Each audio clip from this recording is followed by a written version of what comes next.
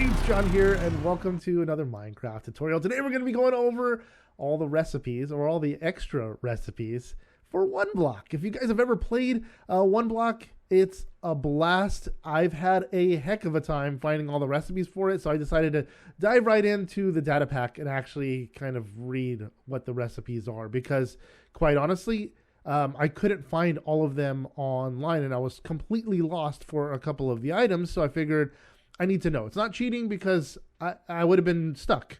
I would not have been able to progress any further in the game. So I have all the recipes for you guys. If you guys don't want to know the recipes, don't watch this video. If you guys want to come back to this later, if you get stuck, go ahead and save it and then come back to it at another time. But nonetheless, here we go. Let's go ahead and jump right into it. If you guys don't know what One Block is, if you start off with a one block and that's it, but when you dig up the one block, you get more blocks. That's right. So you get a bunch of dirt to start off with, and you need a ton of dirt. So I would just sit here and dig away for a long period of time until you had enough material to build yourself a nice little island. And then when you take one of these pieces of dirt and you throw it in your inventory, it turns into your first sapling, which is really cool. Then you can plant your sapling. The first sapling will take a really long time to grow. I don't know why that is. Some people have better luck than others. Some people's it grows really, really quick, but not for me. For me, it took for freaking ever. It took like a literal 30 minutes before, an actual 30 minutes, not like a Minecraft 30 minutes, before the first tree grew. But nonetheless, I think the more trees you have surrounding a tree, it seems like it progresses the tree growth faster. So if you get more saplings and a larger space, they tend to grow a little bit quicker. But you need wood. You need a lot of wood in order to progress in this game as well. So once you've chopped down enough logs, you need to go ahead and make yourself a few things. First of all, you need a chest. Go ahead and build yourself a single chest. You can throw all your stuff in there in case you fall off the world, or fall off the map. You don't lose all your crap. You need a crafting table, and we're going to take, I think it's 1, 2, like this, and then 1, 2. Yep, gives us 4 sand. And sand is important if you want to make glass. Also, if you want to make cactus later on, you'll need sand as well. I'll show you how to do that in a little bit. Is if you take cobblestone and you take dirt in this pattern right here, it gives you 4 gravel. Now, gravel is really, really handy in 2 ways. One, it becomes iron. I'll show you how to do that in a second too. But 2, if you can get yourself some flint,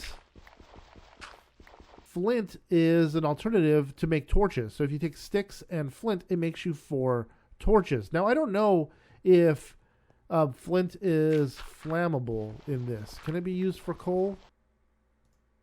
No. Okay. So flint is good for flint and steel, which I'll show you what that's useful for in a little bit, as well as for making torches, which is handy right off the bat.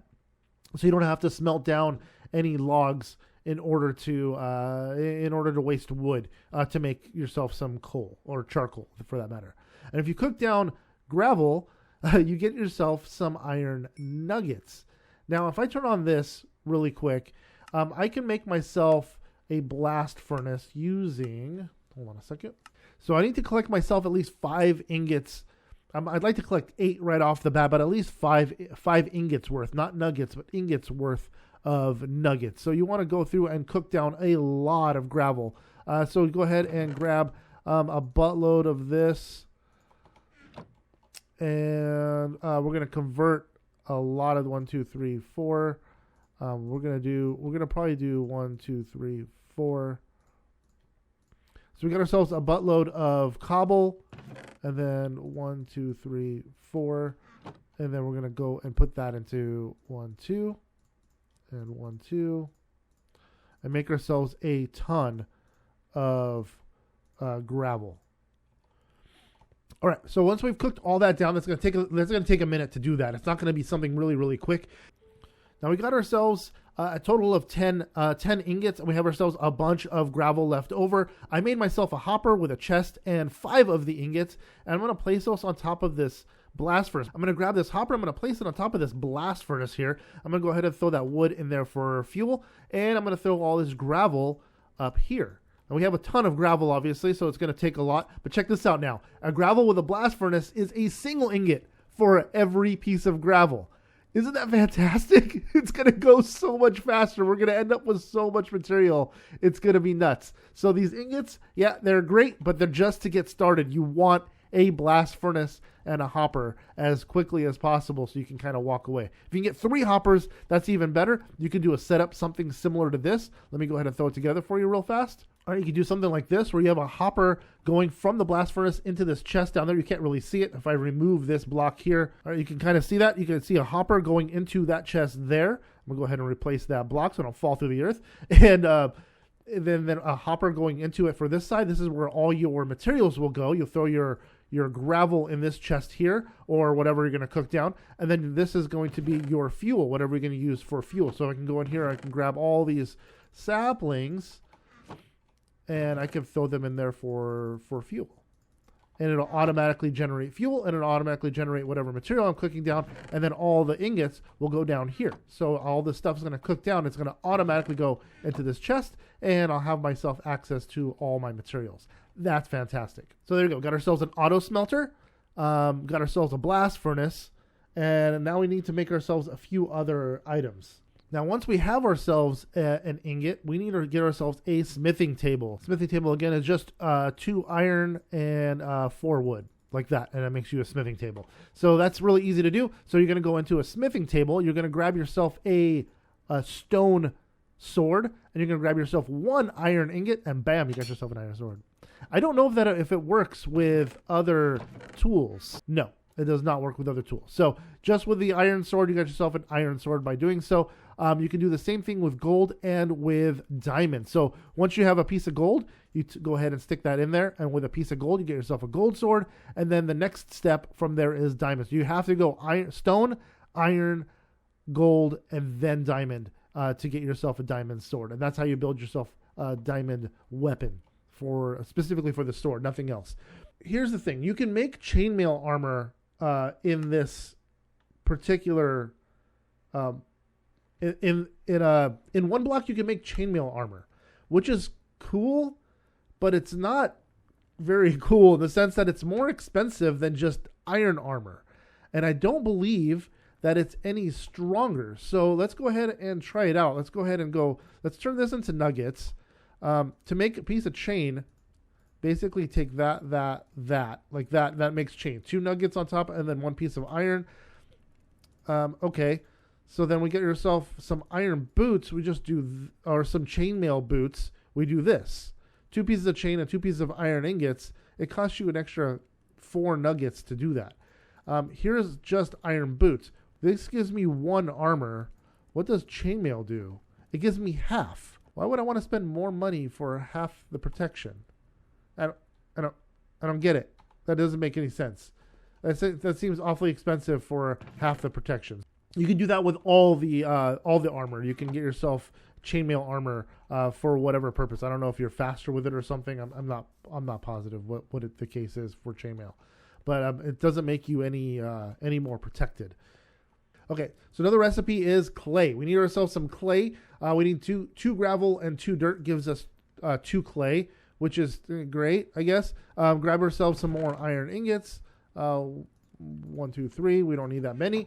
Go ahead and make ourselves a bucket.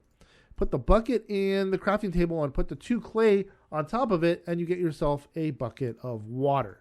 That's pretty cool, but there's no other way to collect water since there is no water in this world. So you want to make yourself an endless water supply is always a good idea. 2 buckets should give us an endless water supply. And there we go. Got ourselves our endless water supply, and we're good. So now you can go ahead and grab your hoe, and you can plant your very first seed.